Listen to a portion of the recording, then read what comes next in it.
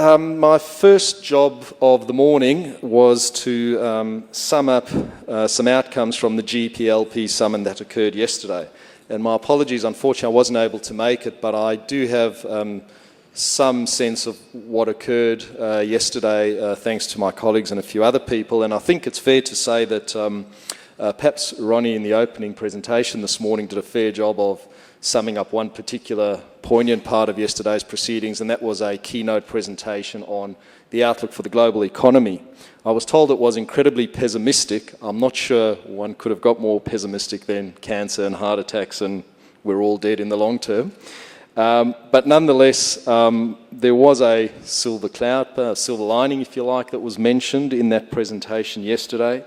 And that was to say, whilst there is a real concern that we're curing the problem of too much debt with more debt, while interest rates are low, which is currently the case, governments should in fact borrow hard and invest in their economies and take advantage of the low interest rates. So I believe that was a particularly interesting presentation. There was some discussion. I mentioned that, in fact, Richard interviewed Peter yesterday on their approach to asset allocation and general views on the current asset allocation. One point noted was capital flows that occurred or are seen to occur from Asia to the UK. So that's perhaps reversed from what people typically think at a macro level. That's something interesting worth noting. There was a fair bit of discussion on direct versus indirect investing, and I think, as is always the case with that sort of topic, a lot of the discussion, I understand, was around defining what is direct, what is indirect.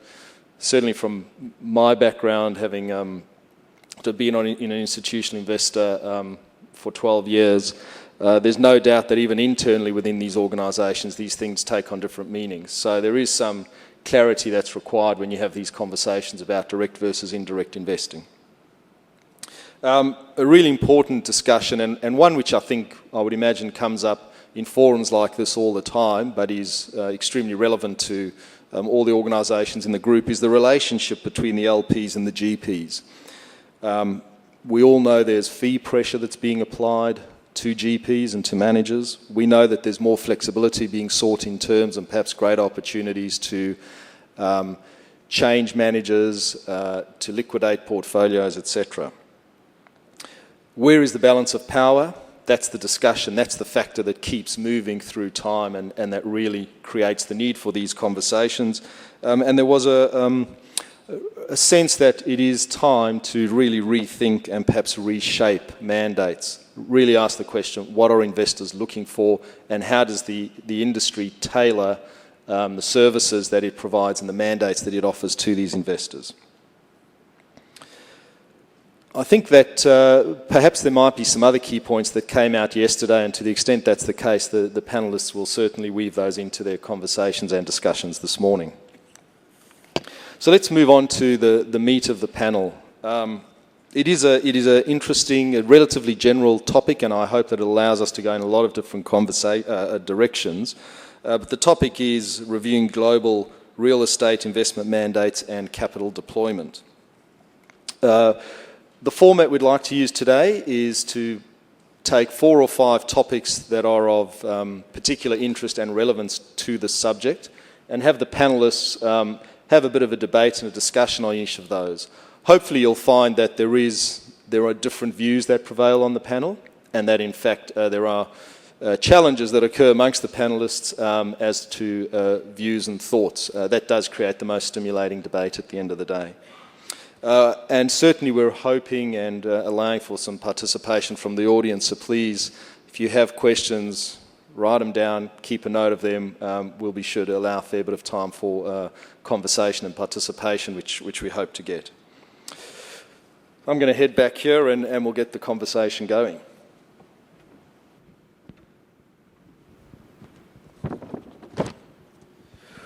All right, so thanks again to everyone for participating and making yourselves available. The first question has been discussed in various forms, but let's try and make it directly relevant to global property mandates. Perhaps Ronnie set the scene to a great extent this morning. And the topic is, how do we think about the recent volatility in global markets, the uncertainty in Europe, and how will it affect real estate mandates and capital deployment, perhaps globally, but also specifically in Asia? and I encourage you to perhaps think short-term and long-term. Peter, you might want to kick us off on that. We'd be interested from an institutional investor's perspective and clearly a seasoned investment professional that perhaps has been through a number of cycles in the property markets. Good morning, everyone. So there's an immense sense of déjà vu I've got sitting here, comparing it with yesterday morning, because we started yesterday morning with a really challenging presentation, and we've had another one from Ronnie this morning.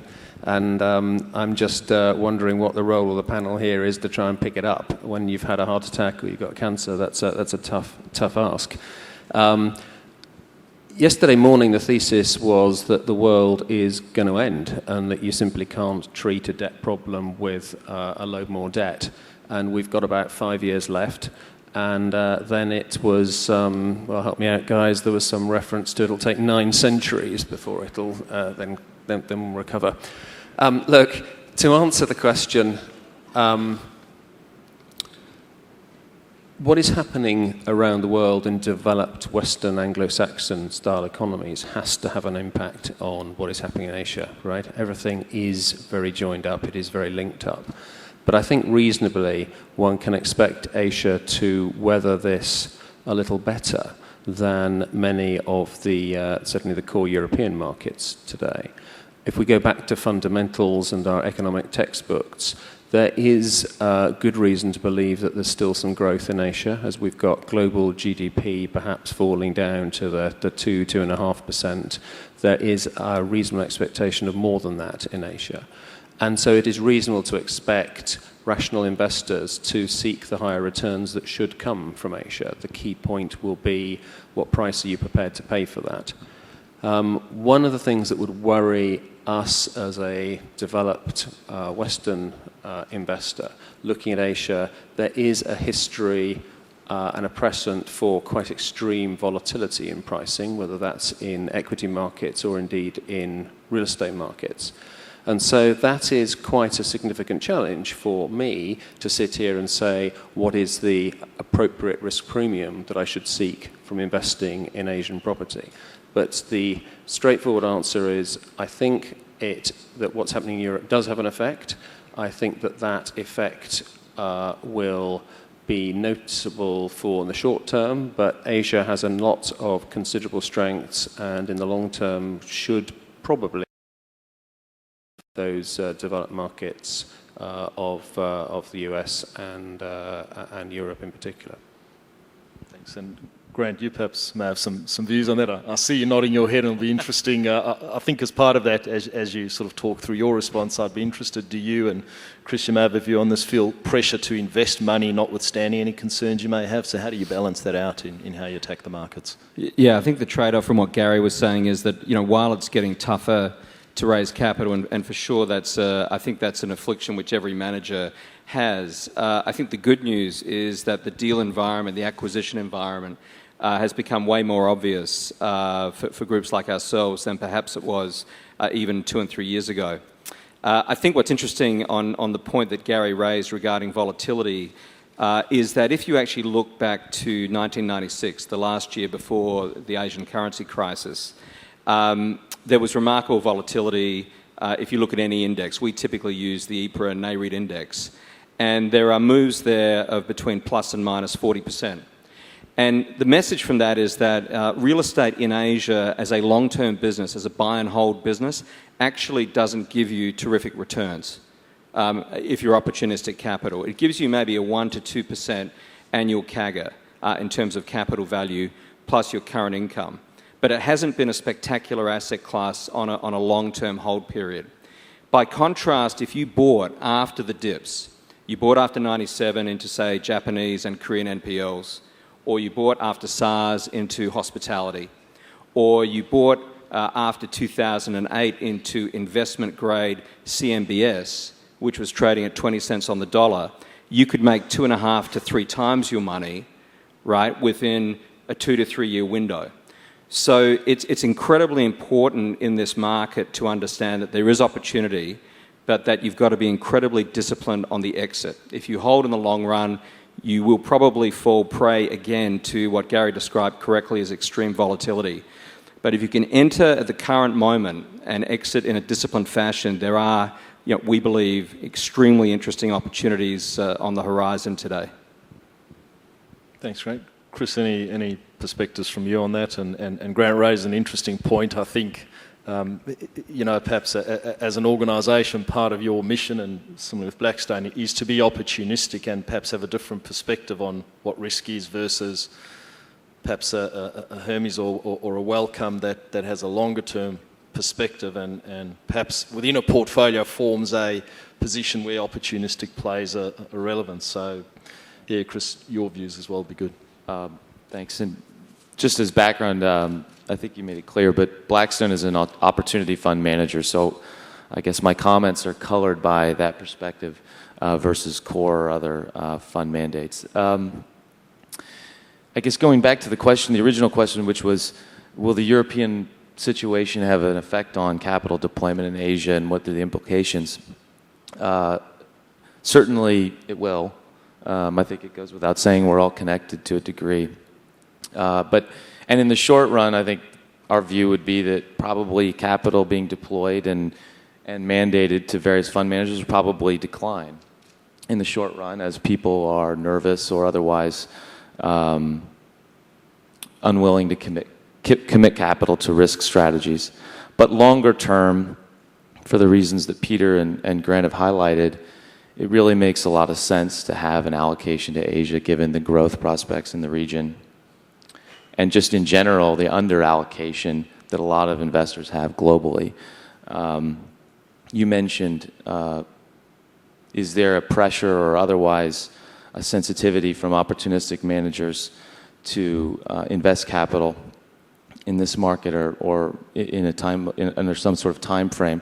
And from our perspective, we're a global fund manager.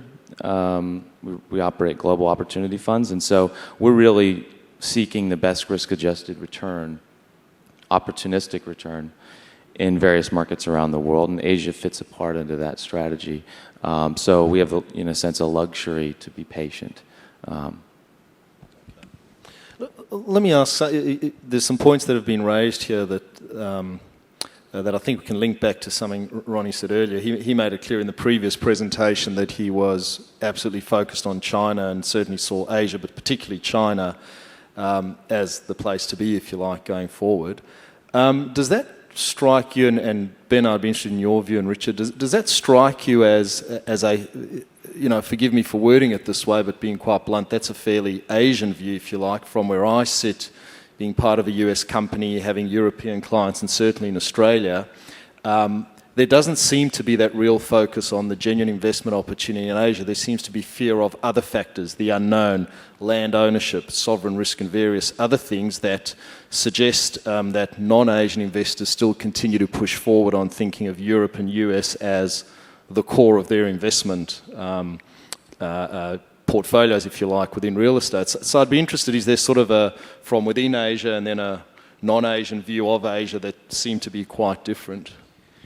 Yeah, I think it's, in looking at Asia and looking at China in particular, it's certainly possible to rationalise a view like the one that Ronnie explained about the opportunities in China, but also at the same time come at this from an institutional investor's perspective and say, I'm wary of the risks in China for the reasons you outlined. To my mind, what we try and do, and what a lot of investors are trying to do, is go back to thinking about what the aims of their international real estate program are, or their regional diversification strategy are.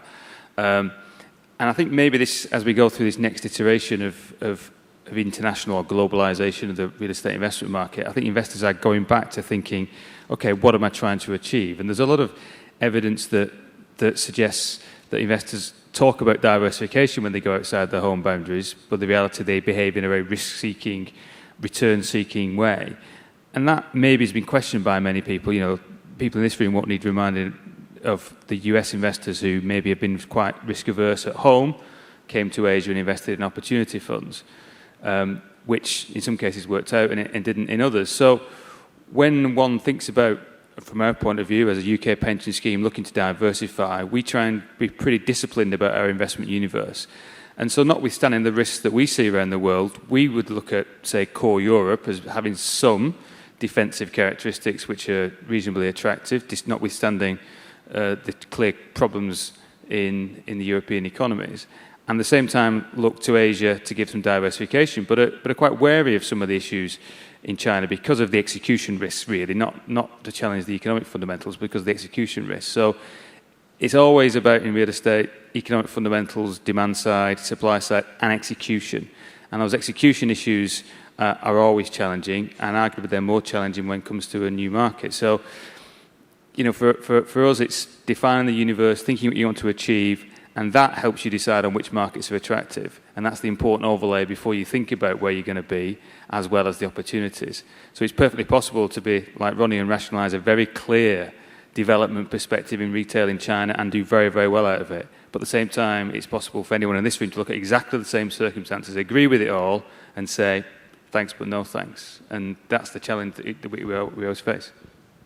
I think just to add to that, it's the capacity to execute, to your point, right? I mean, if the risk proposition for Ronnie in China is significantly lower than the risk proposition for us, and our risk proposition, having been doing business there for 16, 17 years now, is significantly lower than probably for Ben, who's looking at it from London. And you've got to take that context into what you're doing in China. Everyone here, at some point has had that conversation. Is it really that strong an opportunity? Is it really that readily investable? Our view has always been that you don't have to be investing in Chinese real estate to make money as a real estate investor, but you can, right?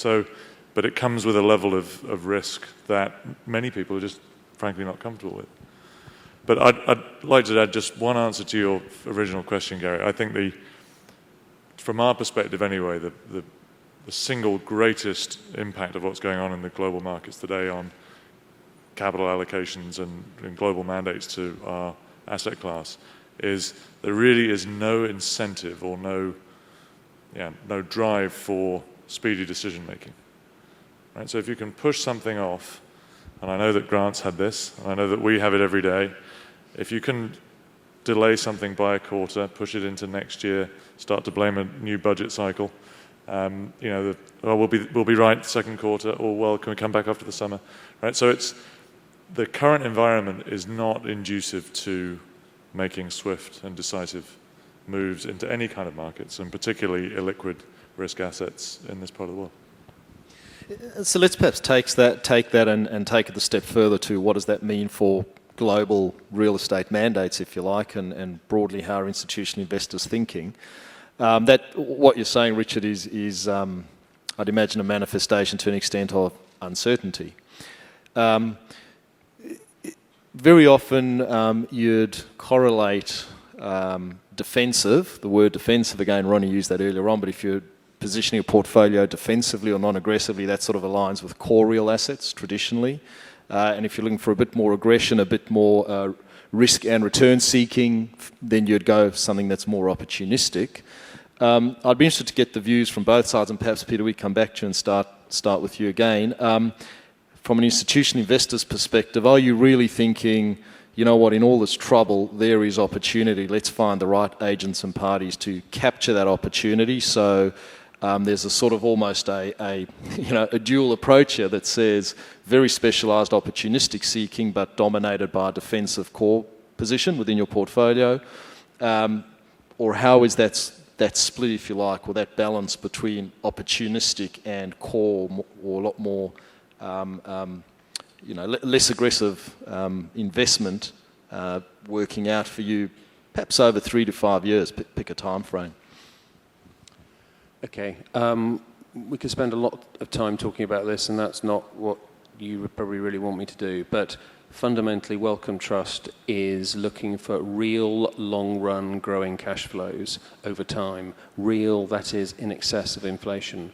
We have a target required return which is relatively aggressive compared with other foundations and endowments, and that is 6% per annum real on top of a blended 50-50 benchmark of US and UK CPI.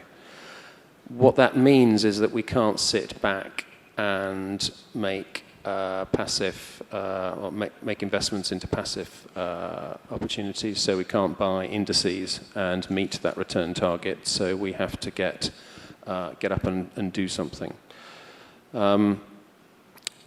We believe that the greatest anomaly out there in the world today is the price of sovereign debt. And so one of the really interesting questions is how on earth does it make sense for us, given the return requirement that we have, to invest in sovereign debt to achieve 1.5% in the UK, 1.6% in the UK over the next 10 years? Well, that's a 110-year low. In Dutch, similar rate, but that's a 500-year low. We are in an extraordinary territory at this point in time. Now, the reason I'm saying this is to set the context that, perhaps provocatively, I don't think that real estate is the most important asset that is available to us at this point in time to both play defence and aggression. We would believe that our natural default asset today is a basket of global mega-cap equities, where we can invest in scale, in size, very rapidly. We have strong management, we have clear regulatory and legislative frameworks, we have very low debt on balance sheets, and we have, across that global basket of equities, significant flows of revenue coming from the faster-growing markets, including Asia. Critically, we can have our money back tomorrow. And I would argue that the best way of playing defence today is to have control of your assets. If this world is going to shift and change dramatically, you want to be able to get your money back and to do something else and take advantage of that opportunity set. And so the way we think about this is to have our money invested in real assets. We think we're getting a circa 4% real return from global mega-cap equities today. We think that that is relatively competitive against other assets around, and that would include real estate, and that includes what I think is available from core markets in Asia. And we keep a fair amount of firepower for those special situations, of which real estate can be one, where there is a pricing anomaly or there is an arbitrage that we believe that we can take advantage of and be opportunistic. And we will do that and have done that historically, utilizing real estate. And so that's perhaps a slightly different answer to your question, but that's the way I would think about where real estate would get positioned in our portfolio and what it needs to compete against, essentially, in order to make it into our portfolio.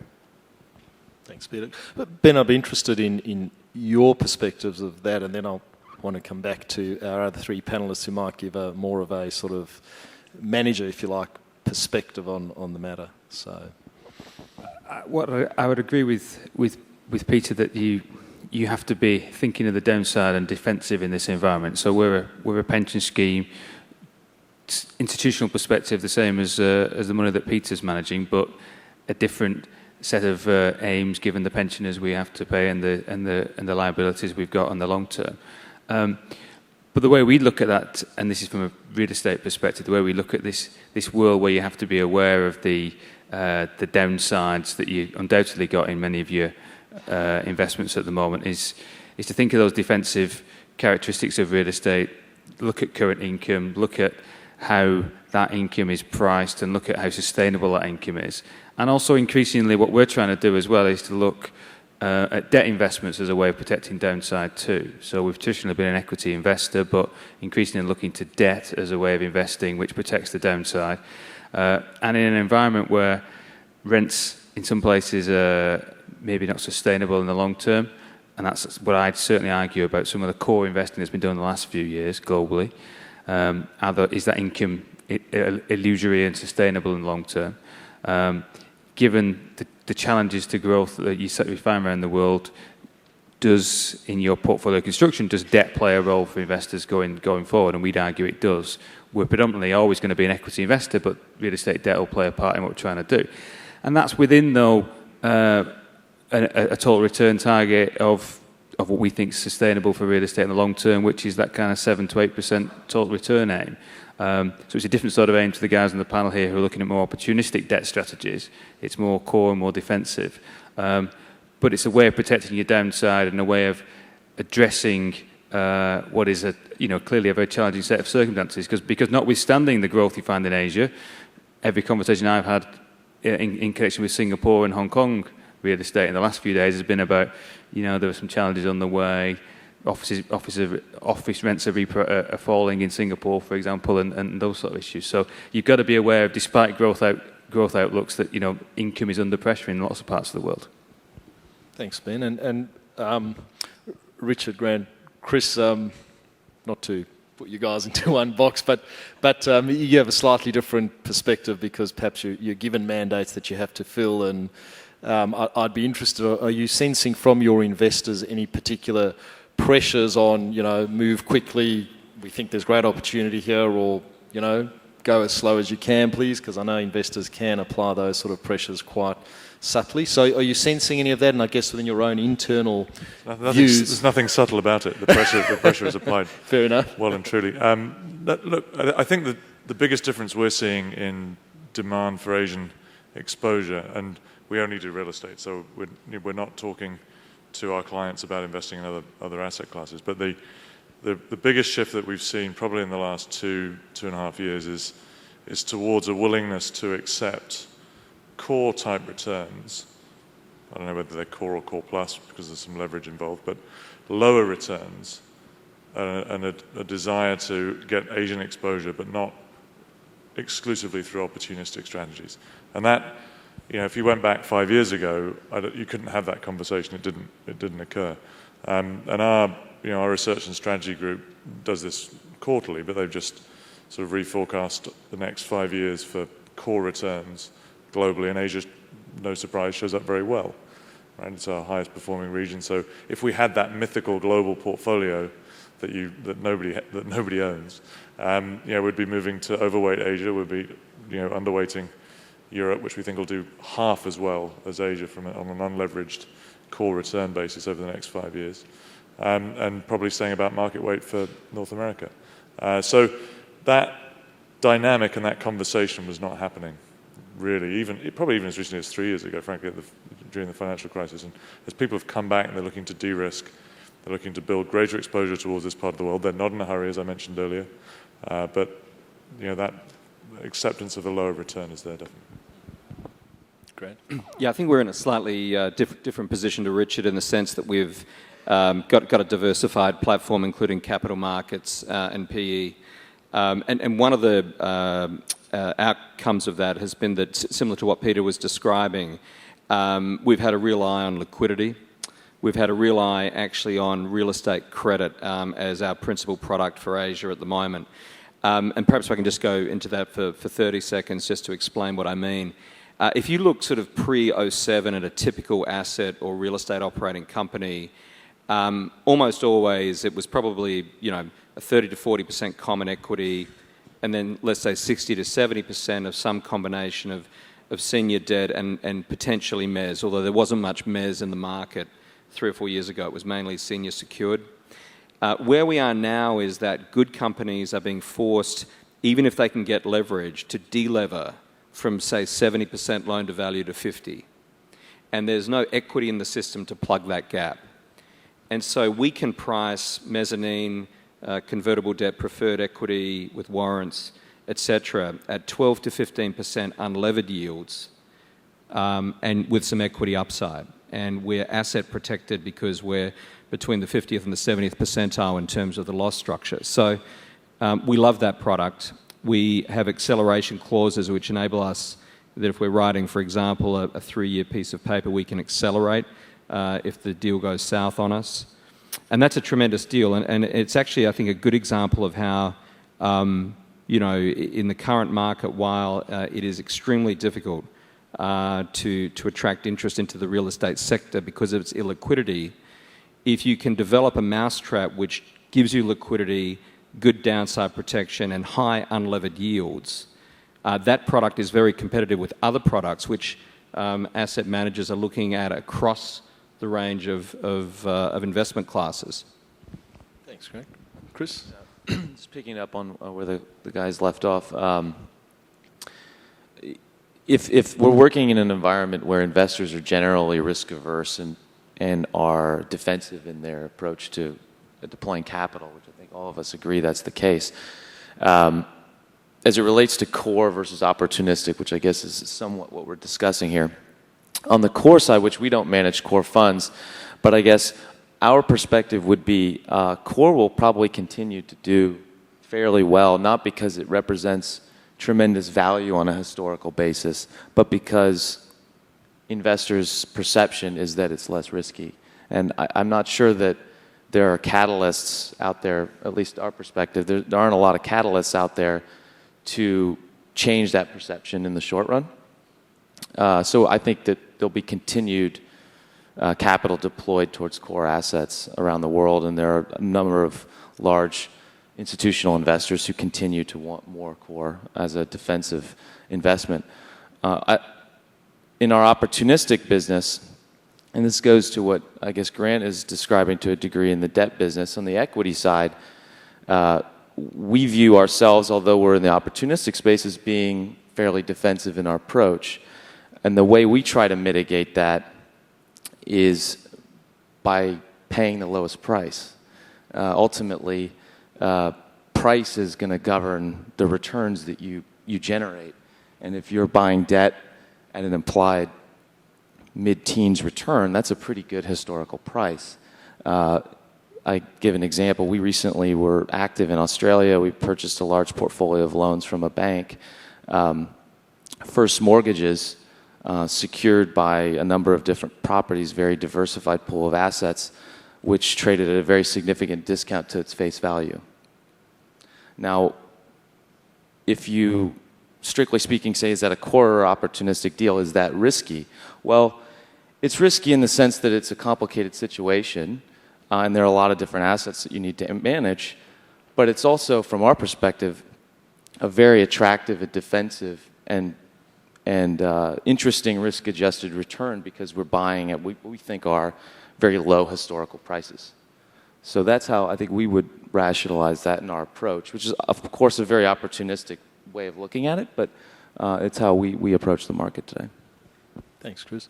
Well, I think maybe we'll pause and just see perhaps there might be some people from the floor that either have questions or comments that want to pick your collective brain. So let's just perhaps see if there is. And please, we do welcome and encourage you to ask questions or comments. Are there any at this point that anyone wants to throw at the panel? All right, well, let's carry on, but please, sort of from this point, feel free if something springs to mind and you have a particular question or comment, happy to take it as it arises, just shoot your hand up. Let's go back to, Grant, you raised something about the capital structure and playing different parts of the capital structure, and there's no question at the moment there's a lot of interest in accessing property exposures at different points in that capital cycle. I think that sort of mezz or hybrid range is something that has become available to investors and is there. I think a few questions that go along this, and I'll put two or three out there, but I'd be interested to hear the panel's views on accessing different parts of the capital structure in the current environment. So the questions perhaps I'm thinking of are first of all, to what extent is there really sufficient scale and deal flow that institutional investors can get a meaningful exposure to different parts of the capital structure if they so wish, and at what point do you really start to, really bid up the price and bid away the returns against yourselves, perhaps where there's too many players for a fairly small market? So is that something you see? The other question of a European flavour, perhaps people want to talk about is this is a criticism level, particularly in Europe, at what point, where there is bank debt involved in property, at what point will banks let that debt go? And big question mark in Europe, not just in property, but on the equity side as well, is will they let go, and if so, when and how?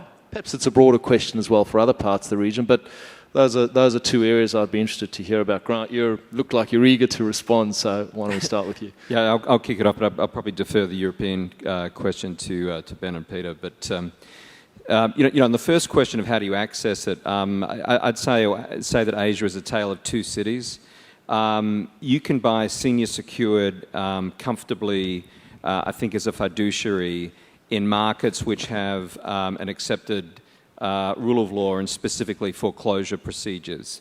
And those markets would be, in no order, Japan, Korea, Taiwan, Hong Kong, Singapore, Australia. And I think it's no accident that ourselves and Blackstone are active in the Australian market, for example. It's because we know we can perfect that claim. And that's not to criticise, by the way, the emerging markets. There just hasn't been the techniques and institutions established to actually drive a decent non-performing loan business. The second way of accessing, we think, distress is to originate.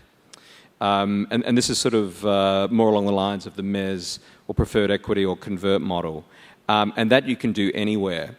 When we do that in the emerging markets, China and India, we pay a lot of attention to the collateral package.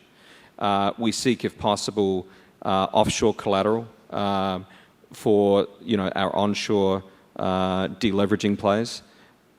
There's quite a universe of players who are prepared to do that, who are active in China but recognise that, or India, but recognise that there is a need, if you want to attract foreign capital, to actually provide certainty of recovery in the event that the deal doesn't work out. I just want to touch on, and sorry, I know I'm probably taking a little too much airtime here, but as you know, living in Melbourne, that's the Australian way.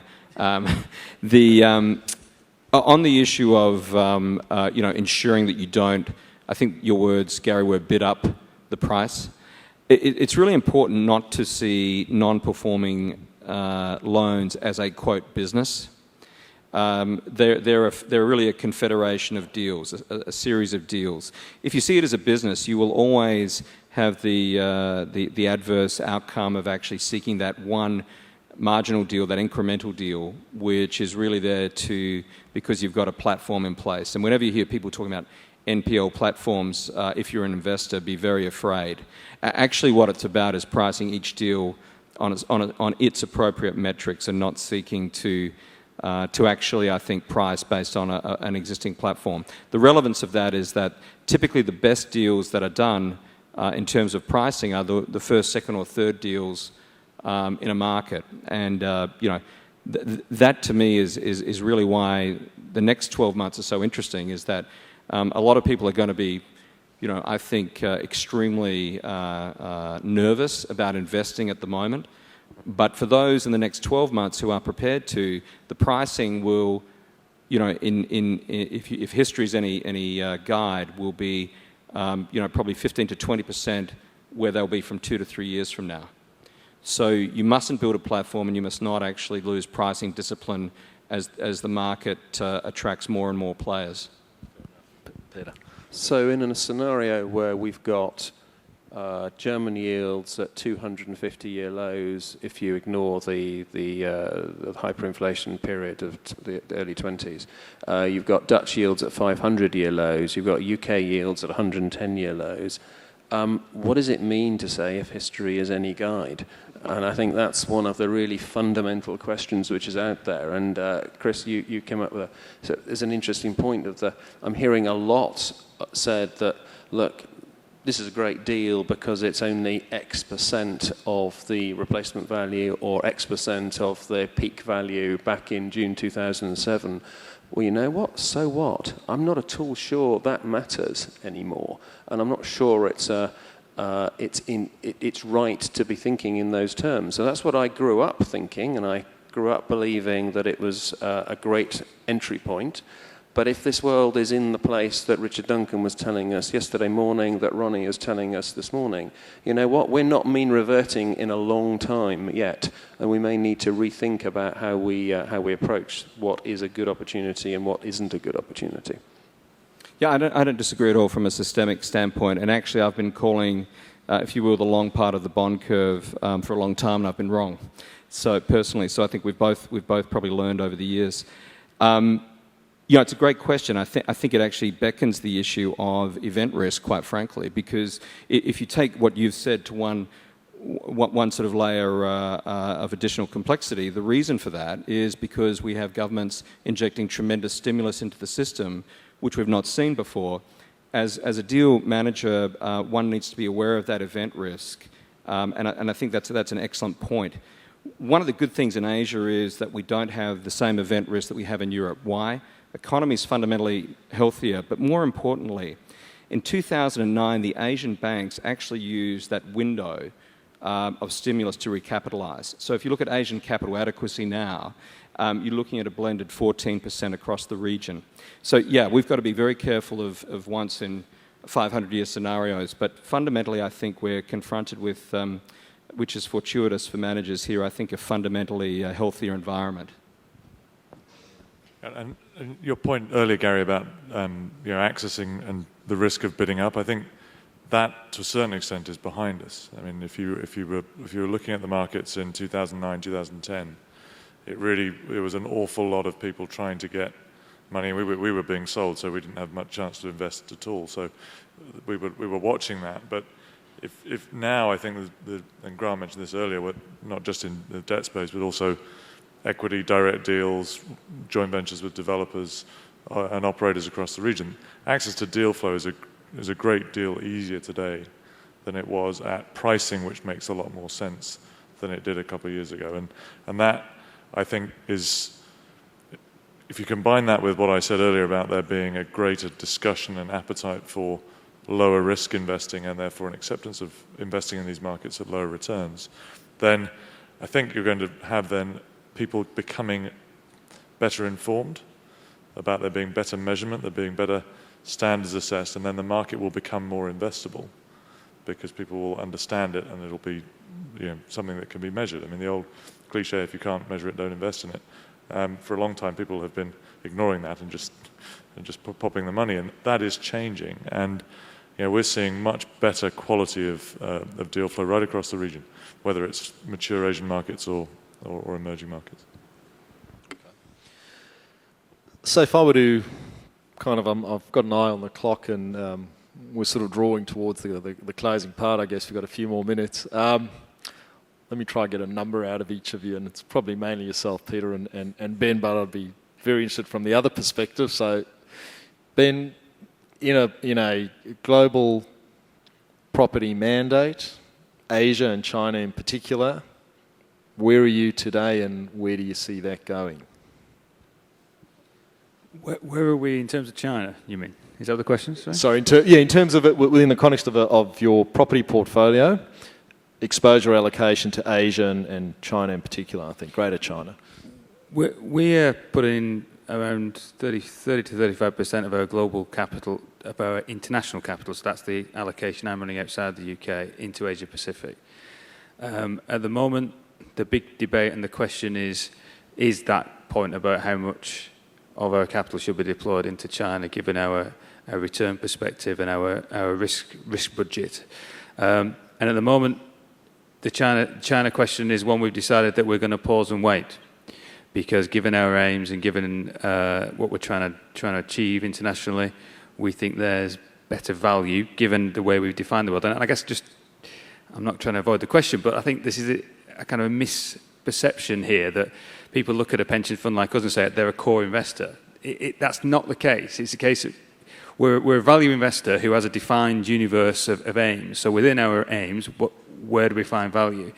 And within our aims, given what we're trying to do, we think there's better value in other parts of Asia Pac than there probably is in China, given the risk tolerance we're running. And so, for example, we like Australia, both in a debt and equity perspective, more than we like China at the moment, given the development issues, given the execution challenges and those sort of things.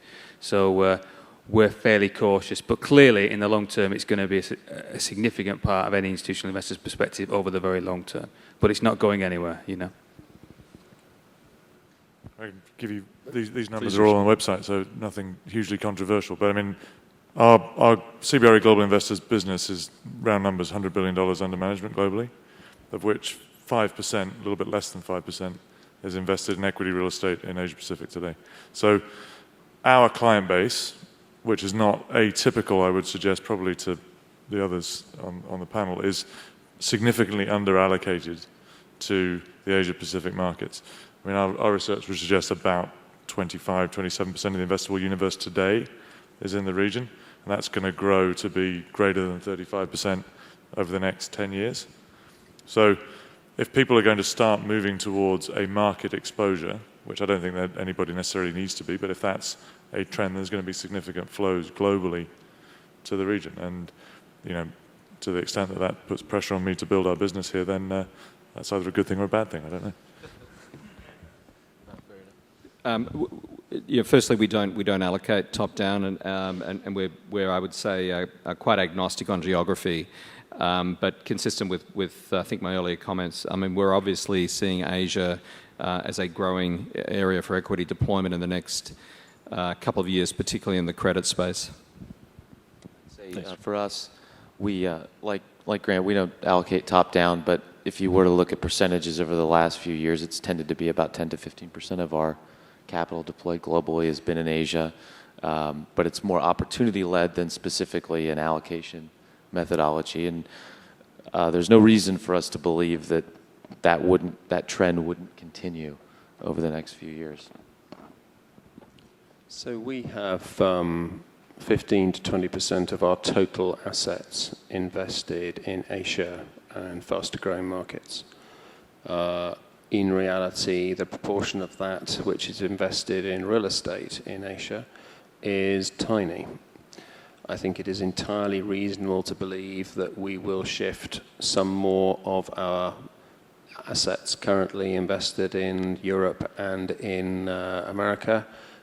We will shift it east, and it is likely that there will be a greater proportion of real estate in that mix going forward than there is today. All right. Thanks, everyone. Well, I think we almost have to wrap up. Let me just check. Are there any sort of questions or comments from people in the audience before we finish up? No. Well, can I ask you all to please show your appreciation? Maybe I can ask one actually, which is more for you, Richard, than anybody else. I mean, you say it's been easier over the last 2 or 3 years to acquire assets in Asia Pacific.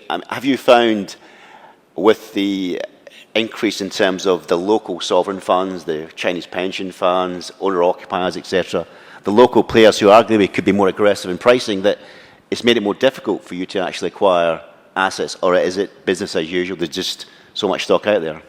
Look, we're somewhat anomalous, having been through a corporate transition. So it was slightly academic as to whether or not there was investment opportunity for us, because we didn't have capital to deploy until recently, and the sale of the company was finalized. But my point was, I think in the last 9 months or so, the markets have become easier to access than they were 2 to 3 years ago. So I think you're right, Rob, there is significantly more competition from domestic investors than there was when we all first started doing business in this part of the world. And that capital is priced much more competitively than that. So if all we're bringing to a transaction is cash, then typically we're not competitive. So there needs to be some sort of angle to it. There needs to be some hair on it, for want of a better word, that requires expertise and skills that are not yet there in depth in those local markets. And the other thing we're seeing, and everybody's working this, of course, is that capital flow from Asia to the rest of the world. And that's interesting, because if we're right about our return forecasts and Asia Pacific's going to outperform the rest of the world, why are these large sovereign funds here taking that money to other markets, which I think everybody agrees are likely to underperform? Okay. Thanks, Rob. Well, can I ask you all to please thank the panellists for their time and their contribution this morning.